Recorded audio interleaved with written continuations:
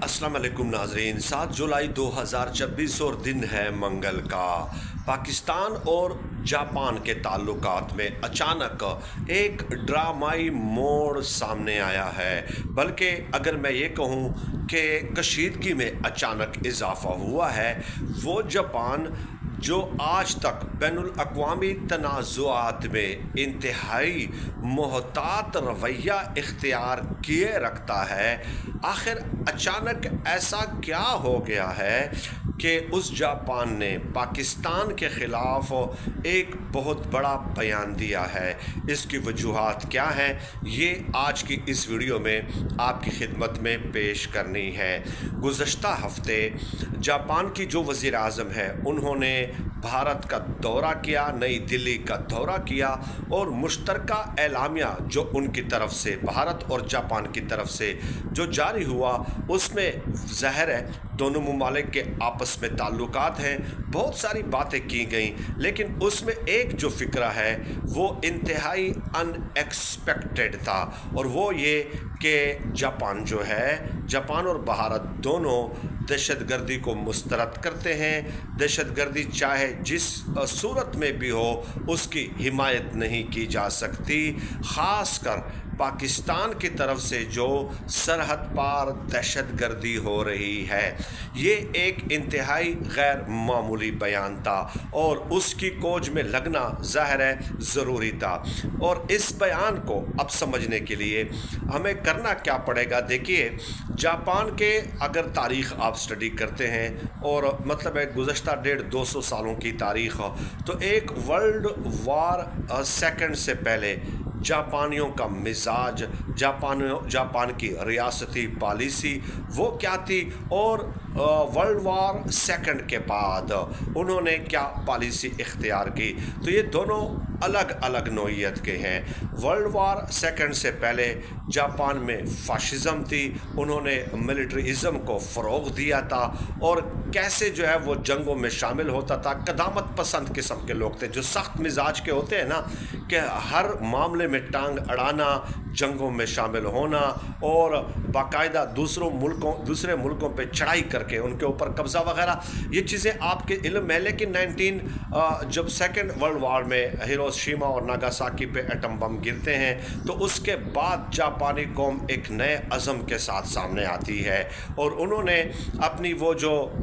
Hawks वाली approach थी वो तर्क करके ये फ़ैसला किया कि हमने डेवलपमेंट पे फोकस करना है, हमने इकानमी पे फोकस करना है, हमने टेक्नोलॉजी पे फोकस करना है, हमने पहले अपने आप को मजबूत बनाना है, हमने दुनिया की सबसे मजबूत तरीन मईशत, जदीद तरीन टेक्नोलॉजी जो है वो बनानी है, और पूरी दुनिया को अपनी टेक्नोलॉजी के ज़रिए जो है ना हमने फ़तह करना है। और इसमें कोई दो राय नहीं है कि जापान ने इंतहाई खामोशी के साथ इन तमाम चीज़ों पे काम किया और अपने आप को मजबूत बनाया। उनकी टेक्नोलॉजी आज भी दुनिया में उसके चर्चे हैं, इस बात में कोई दो राय नहीं है। लेकिन आहिस्ता आहिस्ता अब जो आगे बढ़ते हुए अब ये कहा जाता है कि जापान की जो मौजूदा वज़ीर आज़म है, ये बात भी पेश नज़र रहे कि जापान ने अपनी सिक्योरिटी और दिफा जो है वो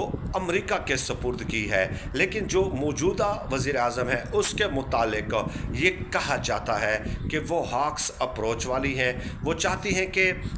अपनी अब जदीद तरीन फ़ौज हो, मिज़ाइल टेक्नोलॉजी हो, चुनाचे वो उस पर अमल पैरा भी नज़र आती हैं कि अपनी जदीद तरीन फ़ौज भी अब उनकी मौजूद है और जदीद तरीन मिज़ाइल्स भी उन्होंने हायर किए हैं और एक्वायर किए हैं। और इसके अलावा अब वो मज़ीद भी जो दिफाई लिहाज से या असलहे के लिहाज से या जंगी तैयारियों के लिहाज से मज़ीद साजो सामान ख़रीदने का और बनाने का भी इरादा रखती हैं। तो ज़ाहिर है जापान और चीन के दरमियान माजी में एक चपकलश रही है सेकेंड वर्ल्ड वार और उससे पहले, क्योंकि चाइना का ये ख़याल है, और अगर आप तारीख़ को भी पढ़ते हैं کہ بہت سارے جو علاقے ہیں چائنا کے وہ جاپان نے جو ہے وہ ایکوائر بھی کر لیے تھے، کیپچرڈ بھی کر لیے تھے. تو یہ ایک تاریخی پس منظر ان میں رہا ہے. تو ان ڈیولپمنٹس کے اوپر چائنا کی بھی بڑی گہری نظر ہے. اب یہ جو ذرائع بتاتے ہیں وہ یہ بتاتے ہیں کہ جو مئی میں شہباز شریف صاحب نے چین کا دورہ کیا تھا اور وہاں پہ پاکستان اور چین کا ایک مشترکہ اعلامیہ جاری ہوا تھا، اور اس اعلامیہ میں بہت ساری باتیں تھیں، لیکن کچھ ایسے ایک دو پیراگرافس تھی جس کے اوپر ظاہر ہے اس وقت کسی کی نظر نہیں پڑی تھی. لیکن ایک اس میں 1945 کی ڈکلیریشن کا تذکرہ تھا، اور اس ڈکلیریشن میں کیا لکھا ہوا تھا، یعنی کہ دیکھیں 1945 کی ڈکلیریشن کا تذکرہ پاکستان اور چین کے اعلامیہ میں تھا، اور 1945 کے ڈکلیریشن کا جو تذکرہ موجود ہے، جاپان کو لگا کہ یہ شاید ہمارے خلاف ہے، کیونکہ اس میں تو اس اعلامیہ میں تو نام نہیں لیا گیا تھا. لیکن اس میں ایک بات یہ تھی کہ 1945 کے ڈکلیریشن میں چائنا نے یہ جاپان نے یہ کمٹ کیا ہے کہ جو تائیوان ہے یا جتنے بھی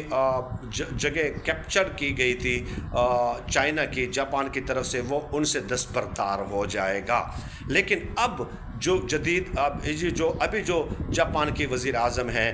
وہ ان کا خیال یہ ہے کہ اگر چین تائیوان کے اوپر قبضہ کرتا ہے، اس کے اوپر مطلب اپنی فوجیں داخل کر کے،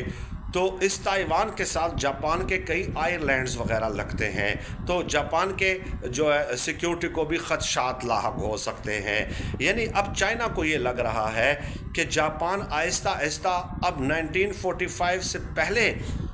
جو ان کی پالیسیاں وغیرہ تھی کہیں وہ ریوائیو نہ ہو جائیں، کیونکہ اگر وہ ریوائیو ہوتی ہیں تو ظاہر ہے اس سے خطے میں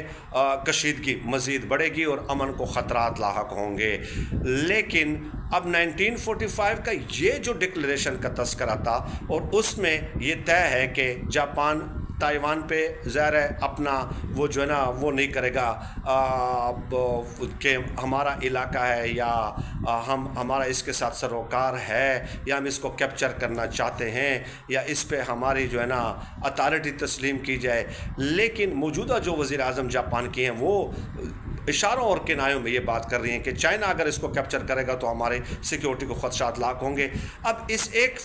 فکرے کی وجہ سے جو اعلامیہ میں شامل کیا گیا تھا، ذرائع یہ بتاتے ہیں کہ جاپان کو یہ لگا کہ یہ ڈائریکٹلی جاپان کی طرف جو ہے نا اشارہ کیا گیا تھا، اس لیے رد عمل کے طور پہ جواب میں جو ہے نا بھارت میں بیٹھ کے جاپان نے مشترکہ اعلامیہ میں سرحد پار دہشت گردی کا ذکر کر دیا. اب اس پوری تمہید باندھنے کا مقصد ظاہر ہے یہ بالکل بھی نہیں ہے کہ جاپان اور پاکستان بالکل ایک دوسرے کے آمنے سامنے آ گئے ہیں، جاپان اور پاکستان کے تعلقات خراب ہو گئے ہیں، جاپان اور پاکستان ایک دوسرے کے دشمن بن گئے ہیں. ایسا نہیں ہوتا. ملکوں کے تعلقات میں ایسے بیانات سامنے آ جاتے ہیں، بظاہر کشیدگی سامنے آ جاتی ہے، ایشوز سامنے آ جاتے ہیں، ڈپلومیٹک فرنٹس پہ پھر ان کو ریزالو کرنے کی کوشش کی جاتی ہے. تو پاکستان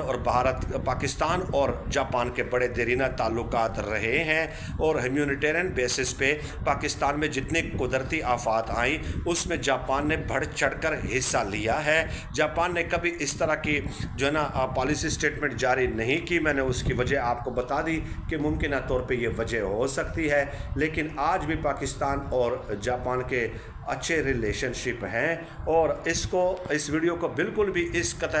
کنٹیکسٹ میں نہ لیا جائے کہ بس جی جس طرح کچھ لوگ ہوتے ہیں نا کہ بس ختم ہو گئے تعلقات، یہ ہو گیا وہ ہو گیا. ایسا نہیں ہوتا ملکوں کے تعلقات میں. اور لیکن ایک خبر تھی جو کہ امپارٹنٹ لگی، اور اس کا کنٹیکسٹ اور بیک گراؤنڈ بتانا میں نے ضروری سمجھا، بجائے اس کے کہ کچھ اور لوگ جو ہے اس کو ایگزیجریٹ کر کے پیش کریں. یہ خبر بھی آپ کے سامنے پیش کرنا میں نے ضروری سمجھا.